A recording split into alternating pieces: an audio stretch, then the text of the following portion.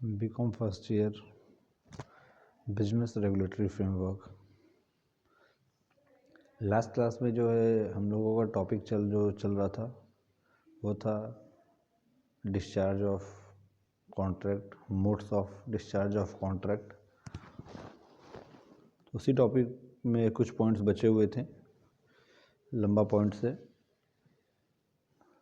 ढेर सारे पॉइंट्स हैं इसमें, तो इसलिए पिछले कुछ पॉइंट्स बचे हुए हैं इसी में। उन्हीं पॉइंट्स को कंटिन्यू करते हैं इस क्लास में। जैसा कि स्क्रीन पे आप देख पा रही हैं, लास्ट क्लास में आई थिंक डिस्चार्ज बाय रेमिशन तक हुआ था।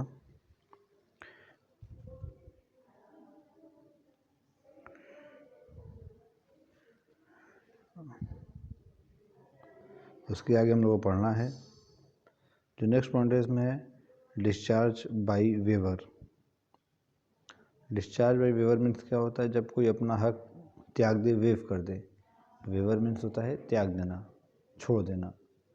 तो डिस्चार्ज बाय वेवर मीन्स जब कोई पार्टी, मान लीजिए दो पार्टी हैं ए और बी, ए ने कार बेचने का वादा किया था, बी ने कार खरीदने का वादा किया था। ए ने बोला था मैं अपना कार बेचूंगा तुम्हें 5 लाख में, बी ने बोला था मैं तुम्हें 5 लाख रुपये दे दूंगा। तो जो है, पर इसमें से अगर कोई पार्टी अपना वेव कर देता है, अपना हक, अपना वेव छोड़ देता है, माफ़ कर देता है, जैसे कि ए ने कार बेचने का वादा किया था, ए ने अपना कार बी को दे दिया, लेकिन बी ने अभी पैसा नहीं दिया, तब ये कॉन्ट्रैक्ट बाकी था। लेकिन ए ने देखा कि मेरे पास बहुत पैसा है, बी मेरा दोस्त है, इसके पास पैसे की कमी है, मुझसे पैसा क्या ले, 5 लाख रुपए, उसको हम गिफ्ट कर देते हैं ये कार। मतलब उससे हम पैसा नहीं लेते, छोड़ देते हैं, ये पैसे को छोड़ देते हैं। तो इसी को बोलते हैं डिस्चार्ज बाय वेवर। तो उसने फिर जो है वो छोड़ दिया अपना हक, मुझे 5 लाख रुपये नहीं चाहिए, वो 5 लाख रुपये तुम रख लो। और इस तरीके से वो कॉन्ट्रैक्ट जो है ख़त्म हो जाएगा। एक आदमी को कार मिल गया, दूसरे आदमी को पैसा देना था, बट लेकिन जो पार्टी था वो डिस्चार्ज बाय वेवर कर दिया कि अपना हक उसने छोड़ दिया, वेव कर दिया अपने हक को, अपने राइट को, और जिससे कि ये कॉन्ट्रैक्ट पूरा हो गया, ख़त्म हो गया। नेक्स्ट पॉइंट है discharge bye accord and satisfaction. Discharge by accord and satisfaction मतलब हुआ कि पूरा न लेके सिर्फ कुछ पार्ट लिया जाए। जैसे कि फॉर एग्ज़ाम्पल, अभी जो पहले एग्ज़ाम्पल लिया था मैंने ए और बी का, ए अपना कार दे रहा था बी को और बी से 5 लाख रुपए मांग रहा था। तो ए और बी दो फ्रेंड है, ए ने कार दे दिया अपना बी को, और बी ने 5 लाख रुपए की जगह सिर्फ 3 लाख रुपए दिए या 2 लाख रुपए दिए। मैंने सिर्फ पूरा पैसा जो 5 लाख था वो नहीं दिया, उससे कुछ कम दिया, 1 लाख दिया, 2 लाख दिया। और ए ने बोला ठीक है, अब तुम इतना दे दिए, इतना बहुत है, तुम्हारे पास अभी पैसे की कमी है, तुम्हारे पास पैसा है नहीं, तुम्हें और भी बहुत सारे खर्चे हैं, ज़रूरत है, तुम ऐसा करो, बस ये 2 लाख रुपये या 3 लाख रुपये जो तुमने दिया है इतना काफ़ी है, मैं इससे सेटिस्फाइड हूँ और मुझे पैसा नहीं चाहिए, बाकी बचा पैसा तुम रख लो, मुझे ज़रूरत नहीं है। तो इसी को बोलते हैं discharge by accord and satisfaction, जो कि कॉन्ट्रैक्ट के अकॉर्डिंग कॉन्ट्रैक्ट के अकॉर्डिंग बी को 5 लाख रुपए देना था, लेकिन बी ने अभी सिर्फ 3 लाख रुपए ही दिया था। बट ए सेटिस्फाई हो गया और वो बोला कि ठीक है, इतना काफ़ी है, इससे ज़्यादा पैसा मुझे नहीं चाहिए, और बचे हुए अमाउंट को माफ़ कर दिया, लेने से मना कर दिया, बोल दिया कि वो सेटिस्फाइड हैं अब इतने अमाउंट से। तो इसी को बोलते हैं discharge by accord and satisfaction, जो कि ये कॉन्ट्रैक्ट के अकॉर्डिंग 5 लाख रुपए देना था, बट वो सेटिस्फाइड हो गया और वो 3 लाख के बाद लेने से मना कर दिया, बोले इतना पैसा काफ़ी है। तो सेटिस्फाइड होने की वजह से discharge by accord and satisfaction हो गया। नेक्स्ट पॉइंट है discharge bye merger. Discharge by merger means आपने मर्जर वर्ड पहले भी सुना होगा अकाउंटिंग में, जैसे जो दो कंपनियों का मर्जर होता है, दो चीज़ों का मर्जर होता है। मर्जर मीन्स कि दो डिफरेंट चीज़ों को मिलाना। तो डिस्चार्ज बाय मर्जर यही होता है। जैसे कि मान लीजिए ए और बी वाला ही एग्जांपल लेते हैं। ए ने बी से कॉन्ट्रैक्ट किया था पहले, ए ने बी से कॉन्ट्रैक्ट किया था कि ए अपना कार देगा बी को, बी उसके बदले 5 लाख रुपए देगा। ये पहला कॉन्ट्रैक्ट था। फिर जब ए और बी में ये कॉन्ट्रैक्ट हो चुका था, ए अपना कार देगा, बी 5 लाख रुपए देगा। जब ए जो है ये कॉन्ट्रैक्ट करता है, करके जब उसके घर से बी के निकलता है तो देखता है उसके घर के बाहर एक शॉप है, घर के बाहर उसके। तो ए बोलता है कि बी से ये शॉप किसका है, तो बी बोलता है ये शॉप मेरा है। तो ए बोलता है ऐसा करो ये शॉप मुझे दे दो, ये शॉप मेरे नाम लिख दो। तो बोलता है बी इसका कीमत 5 लाख रुपए है। तो बोलता है बी इसका कीमत 5 लाख रुपए है। तो फिर ए बोलता है अच्छा ठीक है तुम हमसे 5 लाख रुपए ले लो और ये शॉप हमें दे देना। तो ये दो कॉन्ट्रैक्ट हो गया। पहला ए ने अपने कार का कॉन्ट्रैक्ट किया 5 लाख में, अब दूसरा बी ने कॉन्ट्रैक्ट किया अपने शॉप का 5 लाख रुपए में। फिर जब वो ए अपने घर चला गया, ये दो कॉन्ट्रैक्ट हो गए। तो ये लोग सोचे कि जो है 5-5 लाख का अलग अलग जो दो कॉन्ट्रैक्ट, एक बार हम तुमसे 5 लाख रुपये तुमको देंगे कार का, अब एक बार तो फिर तुम 5 लाख रुपये हमें दोगे दुकान का, बात वही हो गया। तो इससे अच्छा करते दोनों कॉन्ट्रैक्ट को मर्ज कर देते हैं, दोनों कॉन्ट्रैक्ट को मर्ज कर देते हैं और एक नया कॉन्ट्रैक्ट बनाते हैं कि तुम अपना कार दे दो, उसके बदले हम तुम्हें शॉप दे दें, और दोनों सेटिस्फाई हो जाएंगे। क्लियर है? एग्जाम्पल को हम फिर से रिपीट कर दे रहे हैं। ए अपना कार दे रहा था बी को, बी अपना 5 लाख रुपए दे रहा था ए को। ये कॉन्ट्रैक्ट हुआ था उन लोगों के बीच में। उसके बाद ए बी के घर जाता है, देखता है उसके घर के बाहर एक शॉप है उसके मकान के अंदर। तो बोलता है ए कि ये शॉप मेरे नाम लिख दो, यहाँ पे मैं कोई शॉप खोलूँगा किसी प्रोडक्ट का। तो बी बोलता है कि इसका कीमत 5 लाख रुपए है। तो ए बोलता है ठीक है मैं तुम्हें 5 लाख रुपए दे दूँगा, ये शॉप मेरा हो जाएगा। ये हम लोगों के बीच में कॉन्ट्रैक्ट हो गया। तो ये दो कॉन्ट्रैक्ट हुआ, पहला कार बेचने का, दूसरा बी ने कॉन्ट्रैक्ट किया ए से शॉप बेचने का 5-5 लाख में। तो ये लोग बाद में डिसाइड करते हैं कि 5-5 लाख का जो दो कॉन्ट्रैक्ट अलग अलग हुआ है तो दोनों को हम मर्ज कर देते हैं। अब हम तुम्हें अपना कार दे देंगे, तुम उसके बदले अपना दुकान दे देना। तो इससे जो है पुराने कॉन्ट्रैक्ट डिस्चार्ज हो जाएंगे ऑटोमेटिकली, उन कॉन्ट्रैक्ट की कोई वैल्यू नहीं रह जाएगी, वो डिस्चार्ज हो जाएगा। उसके बदले ये नया कॉन्ट्रैक्ट आ जाएगा जिसके वो कार देगा, जिसके बदले वो शॉप पाएगा। इसी को बोलते हैं डिस्चार्ज बाई मर्जर, जब जहाँ पे दो कॉन्ट्रैक्ट मिल जाएं और उसके बदले एक नया कॉन्ट्रैक्ट आ जाए और उन दोनों कॉन्ट्रैक्ट का प्रीवियस के दोनों कॉन्ट्रैक्ट का अस्तित्व ख़त्म हो जाए, उनकी एग्जिस्टेंस ना रह जाए, तो बोला जाएगा वो दोनों कॉन्ट्रैक्ट डिस्चार्ज हो गए, उनके बदले ये नया कॉन्ट्रैक्ट एग्जिस्ट करने लगा, आ गया।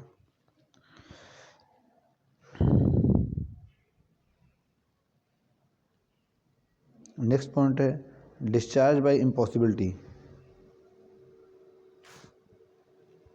नेक्स्ट पॉइंट है discharge by impossibility.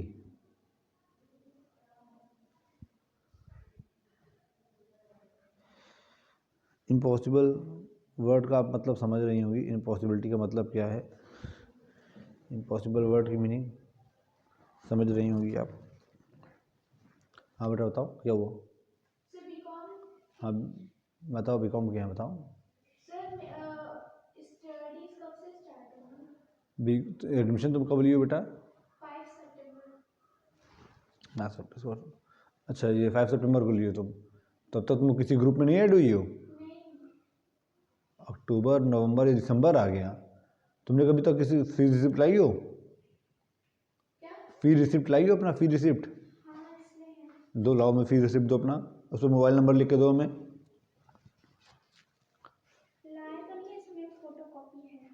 Photo copy भी सफिशिएंट है। हम जबकि नंबर भी दिए थे अपना, मैम को बताया भी थे कि व्हाट्सएप कर। कौन सी मैम को? हाँ अच्छा चलो मैं कोई भी मैम को बताइयो। इसमें तुम अपना कॉन्टैक्ट नंबर लिख के, जो व्हाट्सएप है तुम्हारे पास, हाँ तुम्हें व्हाट्सअप ग्रुप पे ऐड कर दीजिएगा, क्लास लगातार चल रहा है, तुम बहुत लेट कर रही हो। तुम उसके बाद आई नहीं थी क्या फिर बीच में कभी? कुछ आए नहीं। थे तो मैम, हम नवंबर में आए थे, ये दिवाली से एक हफ्ते पहले आए थे। तो मैम बोली इस हफ्ते पता चल जाएगा, नहीं पहले बोली दिवाली बाद, फिर हम उसके बाद भी आए तो मैम बोली इस हफ्ते पता चल जाएगा तुम्हें। तो वो हफ्ता घर कहाँ है तुम्हारा? हाँ, घर कहाँ है? टकटकपुर गैस गोदाम के पास। तो बेटा चलो, तुम बहुत लेट कर दी। चलो तुम्हारा क्लास चल रहा है, रेगुलर क्लास चल रहा है, तुम्हारा कॉन्टैक्ट नंबर लिखो। पेन लाई हो? यहाँ पे लिखे हैं, पेन लाई हो? पेन नहीं लाया। या फिर तुम मेरा नंबर लिखो, तो हमें इस पर जो है अपने कॉन्टैक्ट नंबर से व्हाट्सअप करोगी और ये फी रिसिप्ट का फ़ोटो भेजोगी।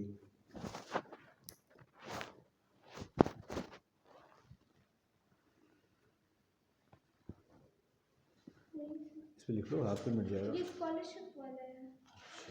तो किसी पेज पे लिख लो, कोई और पेज दिख रहा है वहाँ पे, और पेज रजिस्टर में से कोई पेज ले लो पीछे से।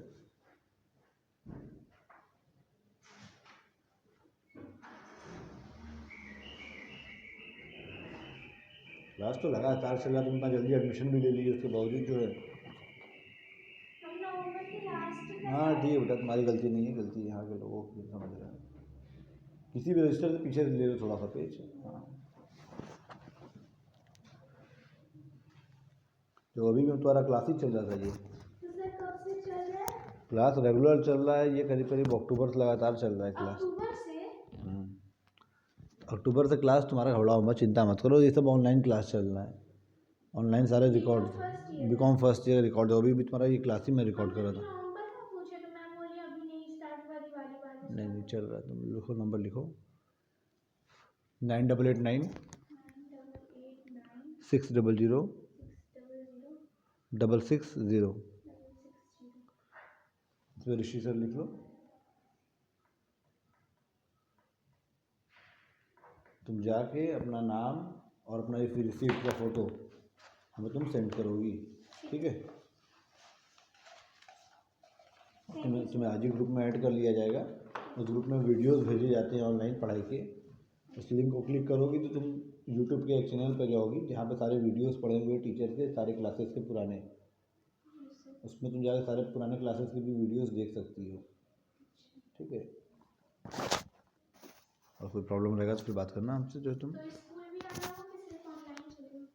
देखो बेटा, अभी ऐसा सर्कमस्टेंसेस है, माहौल ऐसा है कि जो है सब लोग सेफ़ नहीं रह रहा है, कि जो है टीचर्स को भी यहाँ पे कुछ हो जा रहा है, निकल गया इन्फेक्शन, और बच्चों में भी कुछ भी हो सकता है, सब परिवार को भी फैल सकता है। तो ये अगर तुम ऑनलाइन, अगर तुम्हें लगे पढ़ाई कर सकती हो तो अच्छी बात है, नहीं तो फिर कोशिश तो हम लोग कर रहे हैं यहाँ पे भी क्लास चलाने की, बट ऑनलाइन चल रहा है।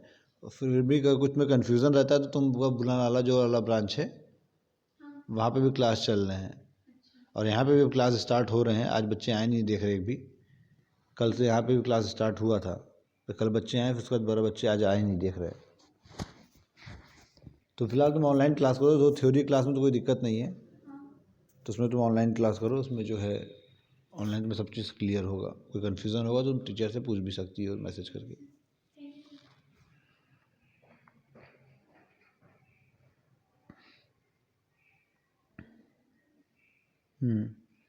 तो किस टॉपिक पे थे हम लोग? Discharge by impossibility.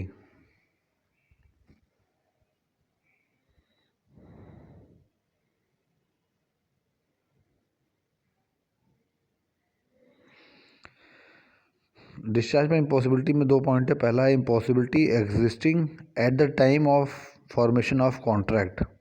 मीन्स ऐसा कोई कॉन्ट्रैक्ट आप कर रहे हैं तो जो है इम्पॉसिबल है, जो पॉसिबल नहीं है पूरा किया जा सके। अगर ऐसा कॉन्ट्रैक्ट आप कर रहे हैं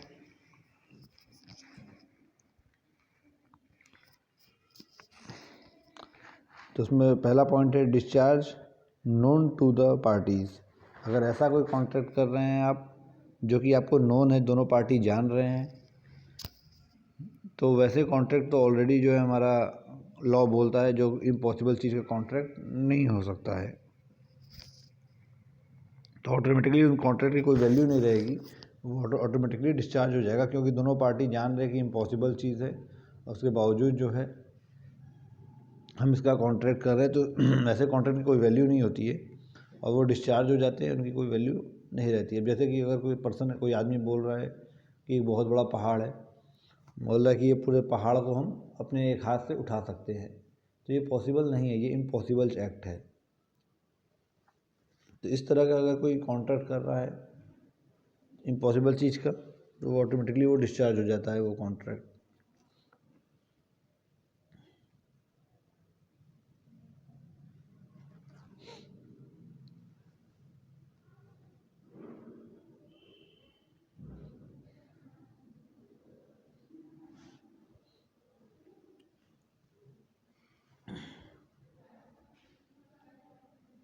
नेक्स्ट पॉइंट है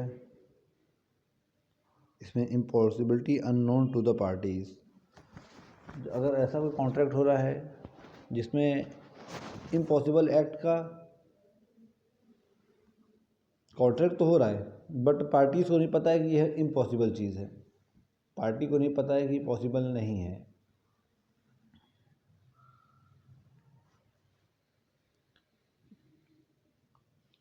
तो जो वहाँ की पार्टीज़ है जो कॉन्ट्रैक्ट कर रहे हैं वो ये सोच के कॉन्ट्रैक्ट कर रहे हैं कि ये पॉसिबल है और इसको मैं कर सकता हूँ, ये सोचते हुए वो कॉन्ट्रैक्ट को कर रहे हैं, बट वो रियली में वो एक्ट इम्पॉसिबल एक्ट था, तो वो पूरा करना वो कॉन्ट्रैक्ट को पॉसिबल ही नहीं है।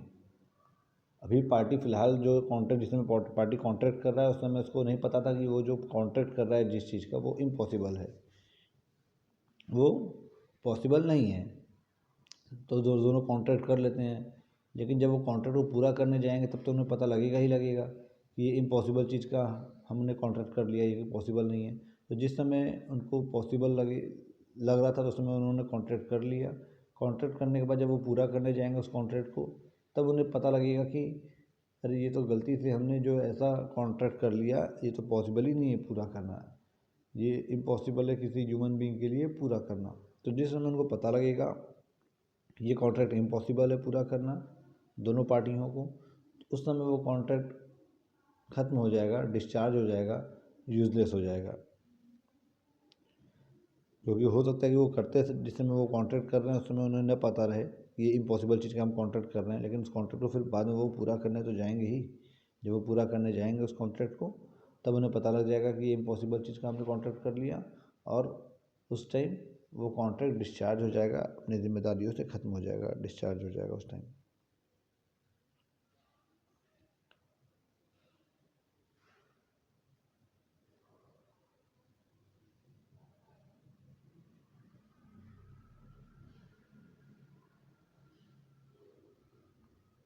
नेक्स्ट पॉइंट है impossibility arising subsequent to the formation of the contract.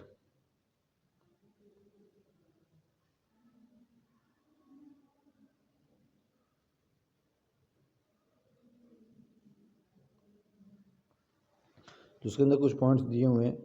इसमें जैसे पहला लिखा है discharge of performance bye death, कि किसी एक पार्टी का अगर डेथ हो जाए, अगर हम जिस पार्टी को वो काम करना था उसमें से किसी एक पार्टी का डेथ हो जाए, तो वो कॉन्ट्रैक्ट अपने आप डिस्चार्ज हो जाएगा। जब वो पार्टी ही नहीं रहेगा जो कॉन्ट्रैक्ट किया, तो वो पर्सन ही नहीं रहेगा और वो पर्सन ही वो काम कर सकता था, तो कॉन्ट्रैक्ट ऑटोमेटिकली अपने आप डिस्चार्ज हो जाएगा। सेकंड पॉइंट है इसके बाद नेक्स्ट पॉइंट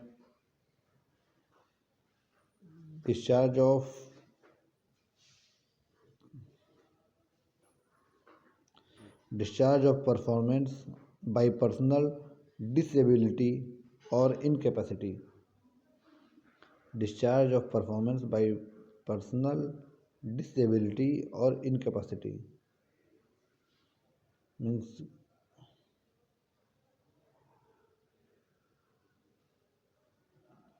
जब पर्सनल डिसेबल हो जाए या फिर उसके साथ कुछ इस तरह की प्रॉब्लम आ जाए, जो मान लीजिए जैसे कि आपने एक कॉन्ट्रैक्ट किया, आपने एक पेंटर से कॉन्ट्रैक्ट किया अपने घर को पेंट करने के लिए।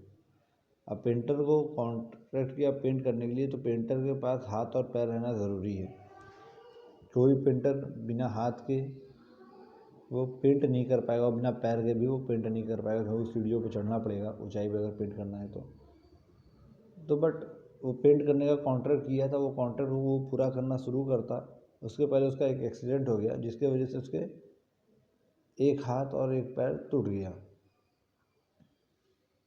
और आपने उससे कॉन्ट्रैक्ट किया था कि 31 दिसंबर के पहले तुम्हें जो है ये कॉन्ट्रैक्ट पूरा कर लेना है। आपने उससे कॉन्ट्रैक्ट किया था कि 31 दिसंबर के पहले ये कॉन्ट्रैक्ट को पूरा कर लेना है। उसके बाद जो है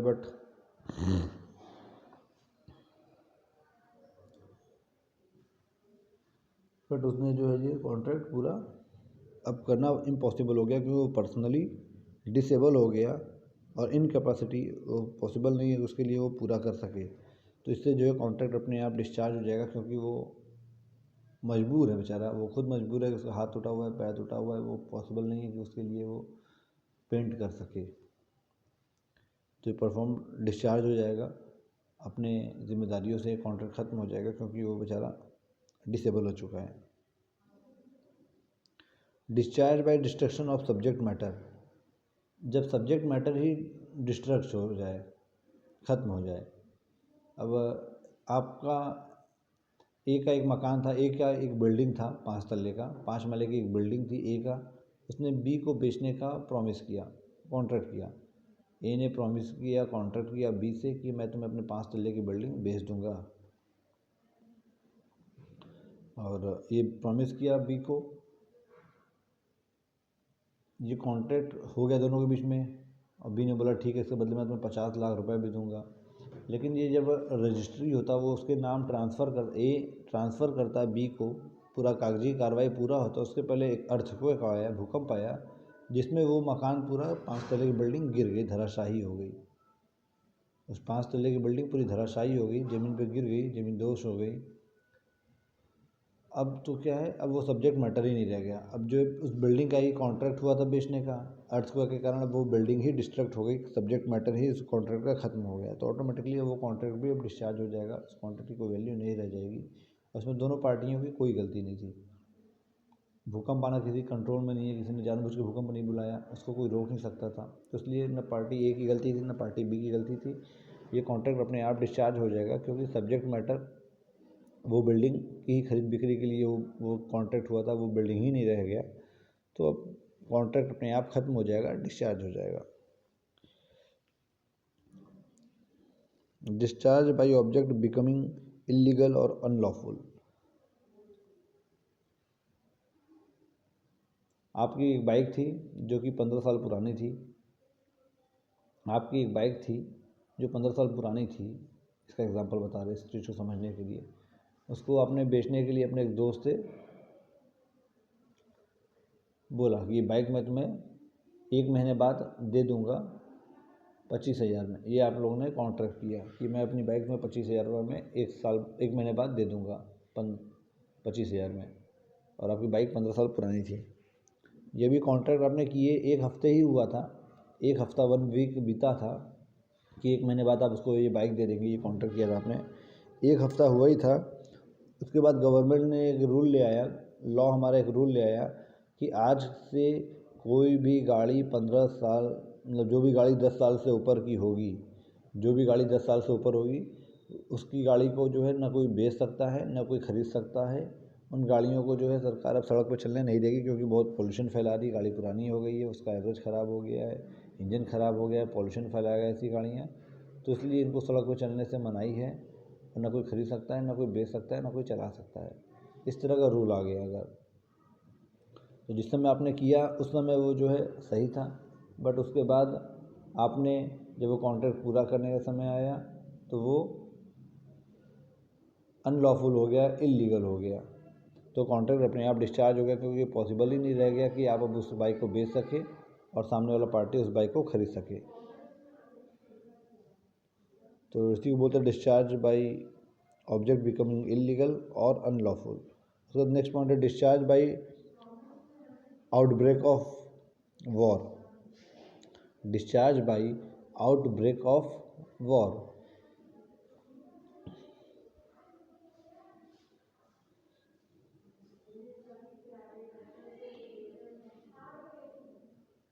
discharge by outbreak of war means कि अगर देश में युद्ध छिड़ जाए, देश में युद्ध छिड़ जाए या ऐसा सर्कमस्टेंसेस आ जाए कि जिसकी वजह से पॉसिबल ना हो पाए कोई कॉन्ट्रैक्ट को पूरा कर पाना, तो कॉन्ट्रैक्ट अपने आप डिस्चार्ज हो जाता है। अब जैसे कि मान लीजिए आप और पाकिस्तान का कोई पर्सन, पाकिस्तान देश का कोई पर्सन से आप कॉन्ट्रैक्ट किए किसी चीज़ को लेने देने के लिए, लेकिन दोनों उस कॉन्ट्रैक्ट को पूरा करने के पहले ही दोनों देशों के बीच में वॉर छिड़ जाए और दोनों कंट्रीज़ बोल दें हाँ मैम नेक्स्ट में कोई बच्चे दिख ही नहीं रहे तो हम अपना क्लास रिकॉर्ड करने लगे बैठ के। क्लास रिकॉर्ड हो रहा है, बंद कर दें भी, ठीक नहीं बंद कर दें, रोक दे रहे हैं। हाँ तो discharge by outbreak of war means हो गया कि जो है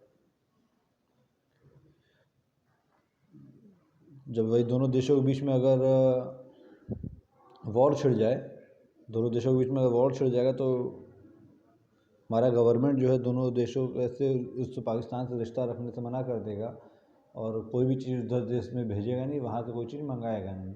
तो जिस वजह से हो सकता है कि आपको पॉसिबल ना रहे उस कॉन्ट्रैक्ट को पूरा करना और वो कॉन्ट्रैक्ट ऑटोमेटिकली डिस्चार्ज हो जाएगा क्योंकि युद्ध छिड़ गया है दोनों देशों में और कुछ भी यहाँ से भेजना और वहाँ से मंगवाना पॉसिबल नहीं रह गया है।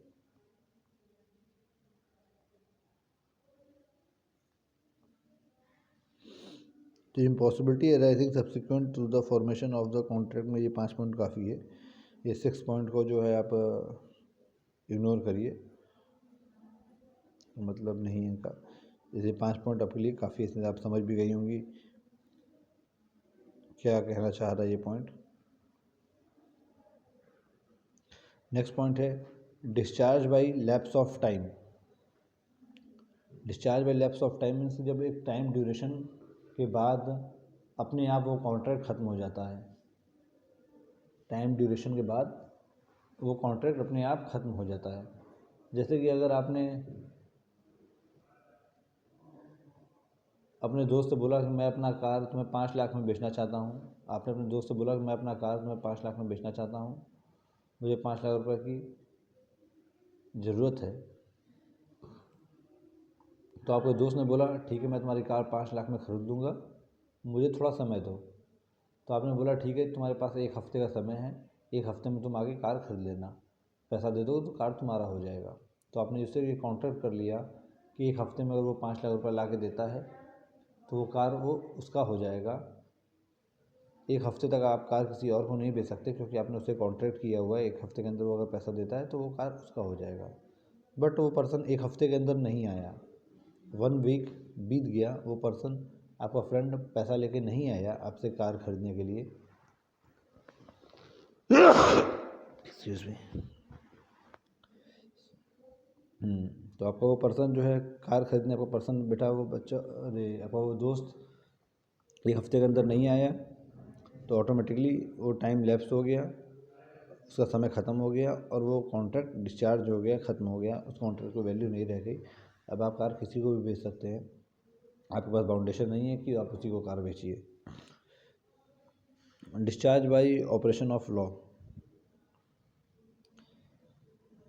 नेक्स्ट पॉइंट है discharge by operation of law. जब कानून की वजह से हो जाए कॉन्ट्रैक्ट डिस्चार्ज, तो डिस्चार्ज बाई मर्जर ये तो आपने पढ़ा ही था। डिस्चार्ज बाई डेथ इसको पिछले पॉइंट्स में हो ही चुका है।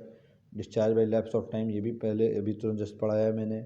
Discharge by insolvency.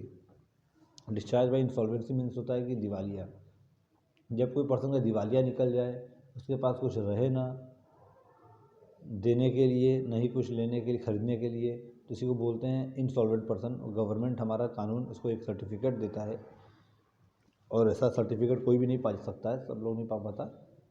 जैसे कोई बिजनेसमैन है, उसका घाटा हो गया, व्यापार में से पैसा डूब गया उसका, तो जाके गवर्नमेंट में लॉ में अप्लाई करता है कोर्ट में कि मैं इंसॉल्वेंट हूँ, मेरे पास कोई पैसा नहीं है, मुझे सारे अपने ड्यूज से मुक्त किया जाए। तो गवर्नमेंट का एक ऑफिसर आता है, उसके घर को नीलाम करता है, उसके पास जितनी भी प्रॉपर्टी होती हैं तो सब कुछ उसका बेचता है और बेचने के बाद जो भी पैसा मिलता है उनसे जो है वो पे करता है उसके सारे ड्यूज़ को, उसके सारे उधार को वो पे करता है।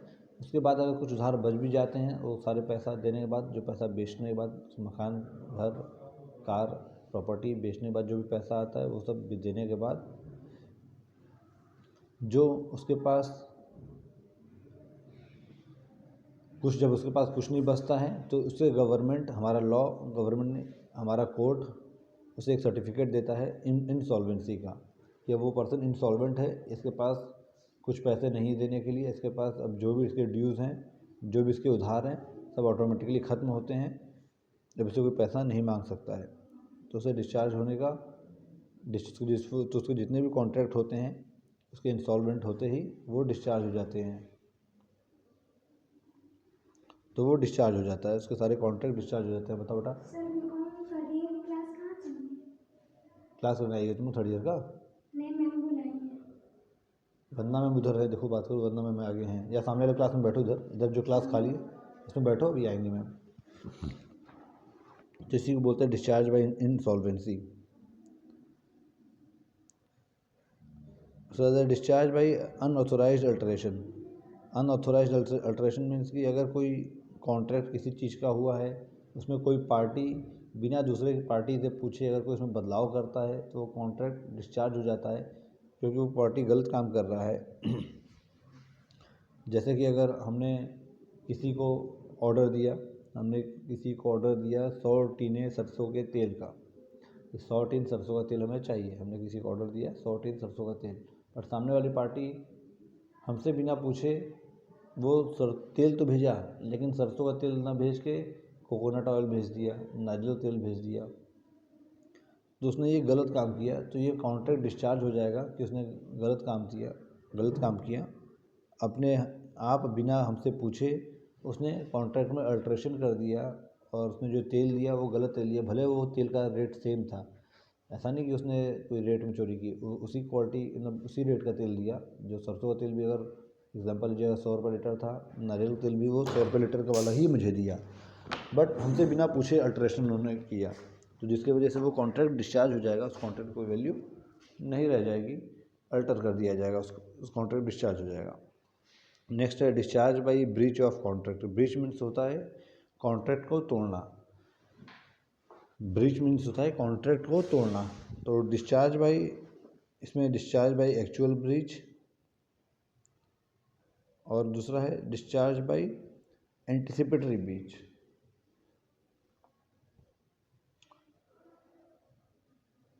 तो जब बिल्कुल कॉन्ट्रैक्ट पूरा करने का समय आया हो, जैसे कि 31 दिसंबर को आपने किसी से बोला था कि मैं अपना कार तुम्हें बेच दूंगी, 31 दिसंबर को तुम हमसे आके मेरा कार की चाबी ले लेना और 5 लाख रुपए में दे देना।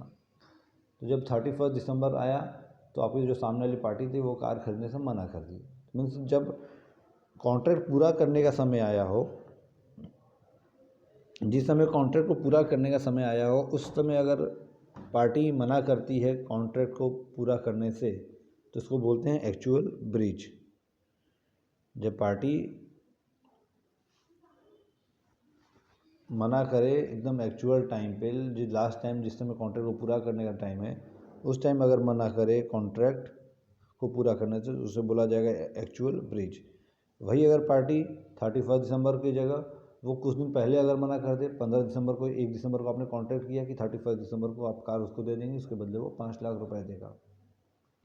1 दिसंबर को आपने कॉन्ट्रैक्ट किया अपने दोस्त से कि 31 दिसंबर को मैं तुम्हें अपना कार दूंगा, उसके बदले तुम मुझे 5 लाख रुपए दोगे।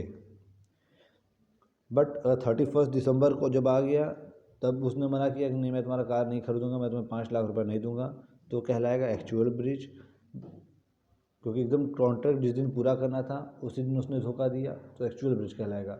लेकिन अगर वो 1 दिसंबर को आपने कॉन्ट्रैक्ट किया था 31 दिसंबर को कार बेचने का, बट वो 15 दिसंबर को अगर 15 दिसंबर या 10 दिसंबर को बोलता है कि मैं तुम्हारा कार नहीं खरीद पाऊंगा, कुछ जो भी वजह बताता है, तो उसे बोला जाएगा एंटिसिपेटरी ब्रीच। मीन्स वो कॉन्ट्रैक्ट पूरा करने का जो डेट था उसके कुछ दिन पहले आपको इन्फॉर्म कर दिया कि वो कॉन्ट्रैक्ट पूरा नहीं कर पाएगा। तो दोनों में यही डिफरेंस है। एक जो है बिल्कुल जिस दिन कॉन्ट्रैक्ट पूरा करना रहता है उस दिन वो बोलता है कि मैं कॉन्ट्रैक्ट पूरा नहीं कर पाऊँगा, तो इसे बोला जाएगा एक्चुअल ब्रीच। अगर वो कुछ दिन पहले बता देता है कि मैं कॉन्ट्रैक्ट पूरा नहीं कर पाऊँगा, तो बोला जाता है anticipatory breach of contract. These are all the modes of discharge of contract. इन सारे मोड्स से कॉन्ट्रैक्ट डिस्चार्ज होता है। इसमें बहुत ढेर सारे पॉइंट्स हैं। एग्ज़ाम में क्वेश्चन के आपके मार्क्स के ऊपर डिपेंड करता है कि कितने आपको पॉइंट्स लिखने हैं।